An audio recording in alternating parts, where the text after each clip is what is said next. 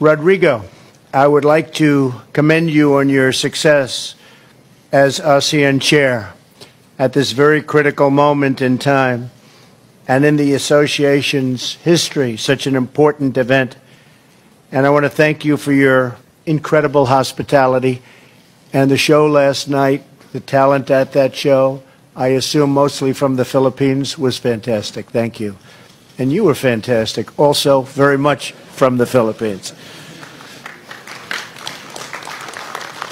We couldn't tell the difference. Unang termino pa lang bilang presidente, nagbukas ng kauna-unahang bank account sa Switzerland ang dating Pangulong Ferdinand Marcos. Sa alias na William Saunders, sa Bangkong Credit Suisse sa Zurich, Switzerland, ang account ni Marcos ay may laman na $950,000 US.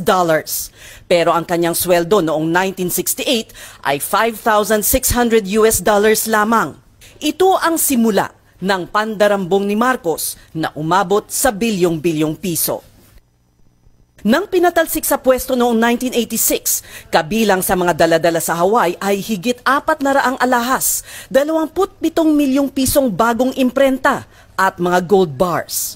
Nagsilbi bilang PCGG Commissioner si Ruben Carranza taong 2001 hanggang 2004. Para sa kanya, ang isa sa pinakamatibay na katibayan ng pagnanakaw ay ang makasaysayang pagsaoli ng Switzerland ng mga pera ni Marcos na nakatago sa kanilang mga bangko. Dinala ko yung desisyon na yan sa Switzerland, pinakita namin yan sa Ministry of Justice ng Switzerland at nagpirmahan kami ng kasunduan na isusoli nila ngayon yung pera. At that point, ang pera na na-identify sa mga Marcos bank accounts was $683 million.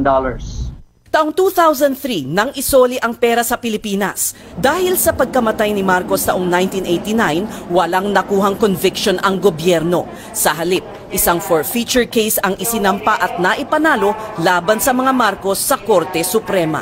May batas ang Pilipinas na pwede mong bawiin ang nakaw na yaman ng mga opisyal ng gobyerno kung maipapakita na yung kanilang assets ay lubhang mas malaki kaysa sa lehitimong income nila bilang mga opisyal. Kabilang sa mga kilalang pag-aari ng mga Marcos ay mga apartment sa Olympic Tower sa 5th Avenue sa Manhattan, New York. Ang 40 Wall Street, na kilala ngayon bilang Trump Building. May mga painting ng mga masters kagaya ni Picasso at mga alahas na $8 milyong ang halaga na hindi pa naisusubasta. Ang pagtataya sa halagang ill-gotten wealth ng mga Marcos ay umabot sa $10 bilyong. Ngunit marami ang naging balakid sa pagbawi nito. For every motion na pinafile ng PCGG halimbawa, merong 20 motion na ihahain ng mga Marcos. And it wasn't even serious motions. It's just to delay, to change lawyers. That causes what? 1 year, 2 years of delay.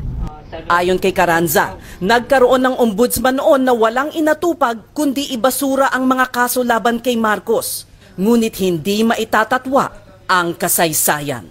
Ang importanteng tandaan na ang kasaysayan kasi hindi maibabago. History is always as a way of reflecting the truth at some point, in the future. Those who survived the Marcos dictatorship and the families of those who did not survive the Marcos dictatorship can do is to make sure that the memories of those who survived